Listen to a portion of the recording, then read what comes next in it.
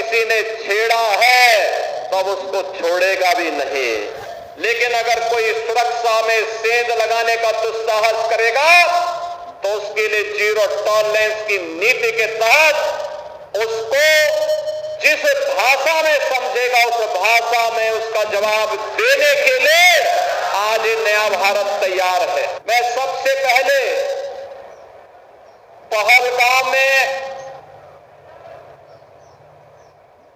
भारत के उन पर्यटकों पर जो देश के अलग अलग राज्यों से जाकर के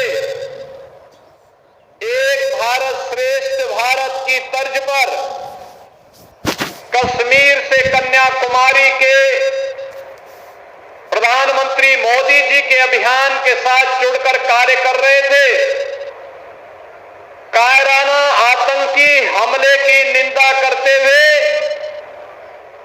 उत्तर प्रदेश वासियों की ओर से उन सभी परिवारजनों के प्रति जिन्होंने अपने परिवार के सदस्यों को खोया है, उनके प्रति अपनी संवेदना व्यक्त करते हुए दिवंगत आत्माओं के प्रति विनम्र श्रद्धांजलि अर्पित करता हूं। बहनों और भाइयों, सभ्य समाज में आतंकवाद के लिए कोई जगह नहीं हो सकती, अराजकता के लिए कोई जगह नहीं हो सकती। भारत सरकार की सुरक्षा, सेवा और सुशासन का जो मॉडल है वह विकास पर आधारित है, गरीब कल्याण पर आधारित है और सबकी सुरक्षा पर आधारित है। लेकिन अगर कोई सुरक्षा में सेंध लगाने का दुस्साहस करेगा तो उसके लिए जीरो टॉलरेंस की नीति के तहत उसको जिस भाषा में समझेगा उस भाषा में उसका जवाब देने के लिए आज नया भारत तैयार है।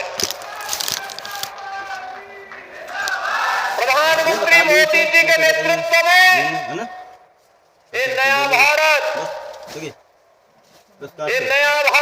किसी को छेड़ता नहीं, लेकिन अगर किसी ने छेड़ा है तब उसको छोड़ेगा भी नहीं,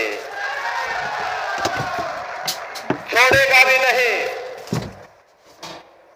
बहनों और भाइयों, आज इसी जीरो टॉलरेंस की नीति के तहत उत्तर प्रदेश के अंदर प्रधानमंत्री मोदी जी के मार्गदर्शन में हम लोगों ने उत्तर प्रदेश को माफिया मुक्त किया, अराजकता से, दंगों से मुक्त किया, विकास की प्रक्रिया में तेजी के साथ उभरते हुए एक राज्य के रूप में उत्तर प्रदेश को स्थापित करते हुए देश की अग्रणी अर्थव्यवस्था के रूप में ला करके खड़ा कर दिया है।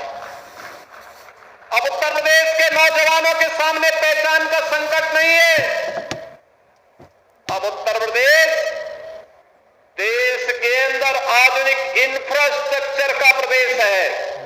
हाईवे है, world class highway, express way का अपना संजाल है, रेलवे का बेहतरीन नेटवर्क है, देश की पहली इनलैंड वाटरवे और देश की पहली रैपिड रेल यह भी उत्तर प्रदेश के अंदर चलती है।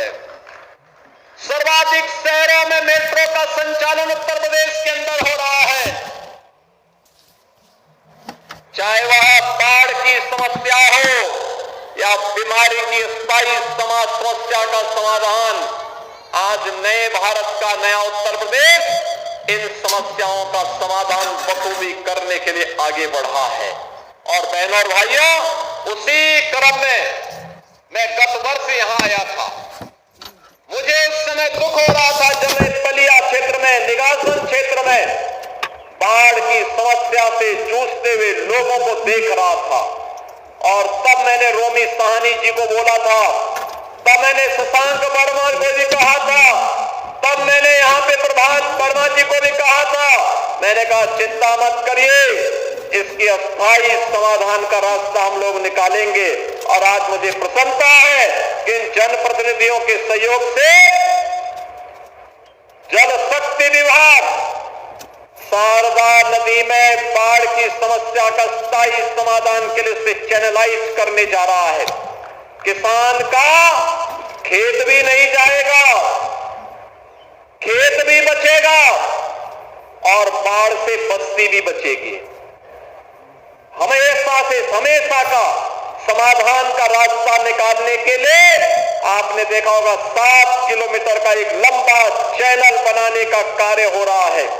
मुझे अप्रैल प्रथम सप्ताह में आना था, लेकिन मैंने इसीलिए उस समय कहा कि चलो पहले काम प्रारंभ करने दो, और मुझे अच्छा लगा कि यह कार्य आज तेजी के साथ आगे बढ़ गया है। उस समय यहां पर जल शक्ति मंत्री श्री स्वतंत्र देव सिंह जी आए थे, प्रभारी मंत्री आए थे, रोमी साहनी जी और अन्य जनप्रतिनिधिगण आए थे, और आज मुझे अच्छा लगा कि ये कार्य तेजी के साथ आगे बढ़ रहा है। बहनों और भाइयों, सरकार जो पैसा खर्च करती है, ये सरकार के अपने पास का पैसा नहीं है, मुख्यमंत्री के पास का पैसा नहीं है, मंत्री के पास का पैसा नहीं है। यह पैसा है जनता जनार्दन का, टैक्स के द्वारा अर्जित पैसा। इसका सदुपयोग होना चाहिए। इसके लिए पहले हमारे सामने प्रस्ताव आया था 180 करोड़ रुपए की लागत से एक तटबंध बनाया जाए। तो मैंने कहा तटबंध से क्या होगा? कहा जमीन जाएगी किसानों की। तो मैंने कहा मिट्टी का तटबंध कितने दिन तक? शारदा नदी में 3 लाख क्यूसेक वाटर आएगा, कैसे अब मिट्टी का तटबंध रोक पाएगा?